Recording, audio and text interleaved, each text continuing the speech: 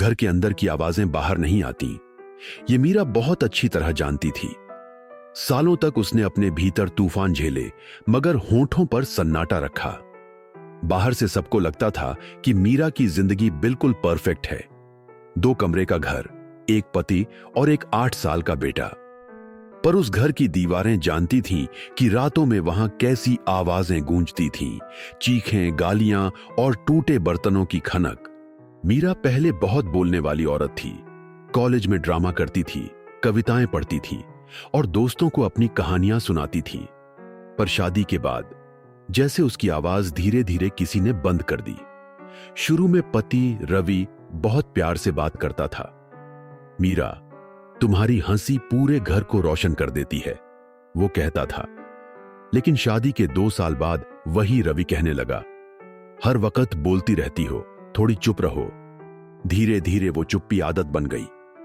रवि के गुस्से का डर, समाज की नजरों का डर और बच्चे के भविष्य की चिंता, सबने मिलकर मीरा की आवाज छीन ली। अब वो बोलती नहीं थी, बस काम करती थी। सुबह बेटे को स्कूल भेजना, खाना बनाना, रवि के मूड के हिसाब से दिन चलाना, यही उसका संसार था। आईने में खुद को देखती तो लगता, क्या मैं वही मीरा हूं जो नाटक करती थी, जो कविताएं पढ़ती थी? एक दिन रवि ने उस पर हाथ उठा दिया, बस इसलिए कि चाय में चीनी ज्यादा थी। मीरा के होंठ कट गए, पर उसने कुछ नहीं कहा। बेटा आरव कोने में खड़ा था, डरा हुआ। उस रात मीरा पहली बार टूटी नहीं, अंदर कुछ जल उठा। उसने चुपचाप अपना मोबाइल उठाया और रिकॉर्डिंग चालू कर दी। रवि चीखता रहा, गालियां देता रहा और मीरा ने सब रिकॉर्ड कर लिया। वो नहीं जानती थी कि वो क्या करने जा रही है। बस इतना लगा कि अब बस। अगले दिन जब रवि ऑफिस गया, मीरा रसोई में बैठी रही, सोचती रही, क्या मैं किसी को बताऊं? लेकिन फिर वही डर, लोग क्या कहेंगे? बेटे की जिंदगी पर क्या असर पड़ेगा? वो मोबाइल उठाकर कुछ ढूंढने लगी और अचानक उसे एक वीडियो दिखा। कैसे शुरू करें अपना पॉडकास्ट? मीरा को कुछ समझ नहीं आया, पर उसके अंदर कुछ हिला। पॉडकास्ट, एक आवाज जो दुनिया सुन सकती है, बिना चेहरा दिखाए। मीरा ने मोबाइल खोला और पहली बार रिकॉर्ड बटन दबाया।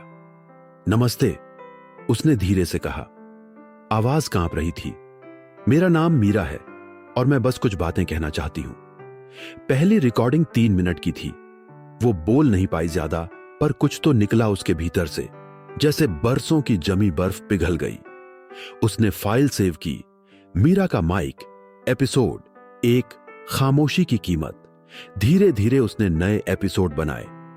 वो किसी का नाम नहीं लेती थी, पर हर शब्द सच्चा था। लोग सुनने लगे।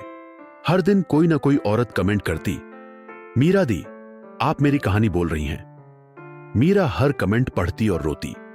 वो जानती थी अब वो अकेली नहीं है। रवि को एक दिन पता चल गया कि मीरा कुछ बोल रही है इंटरनेट पर। वो गुस्से में आग बबूला हो उठा। किससे बातें करती रहती हो दिन भर? कौन सुनेगा तुम्हारी बकवास? मीरा इस बार नहीं डरी। वो शांत खड़ी रही और बोली, अब सब सुनेंगे। रवि ने फोन छीनने की कोशिश की, पर मीरा ने उसका हाथ पकड़ लिया। वो पहली बार बोली, बस रवि, अब और नहीं। उस रात उसने और आरव ने पहली बार चैन से नींद ली। मीरा अब पहले जैसी नहीं रही। वो अब सिर्फ किसी की पत्नी या मां नहीं थी। वो एक आवाज थी, एक आंदोलन थी। रवि ने उसे कभी वापस पाने की कोशिश नहीं की। मीरा ने माफ किया, लेकिन भूलना नहीं चुना। मीरा का माइक सिर्फ एक पॉडकास्ट नहीं रहा, वो एक प्रतीक बन गया। एक याद दिलाने वाली गूंज कि हर औरत की आवाज मायने रखती है, जिसमें लाखों मीराएं अब बोलना सीख रही थीं। ऐसी ही सच्ची प्रेरणादायक कहानियां हम हर हफ्ते लेकर आते हैं, तो चैनल को सब्सक्राइब कीजिए और बेल आइकन जरूर दबाइए।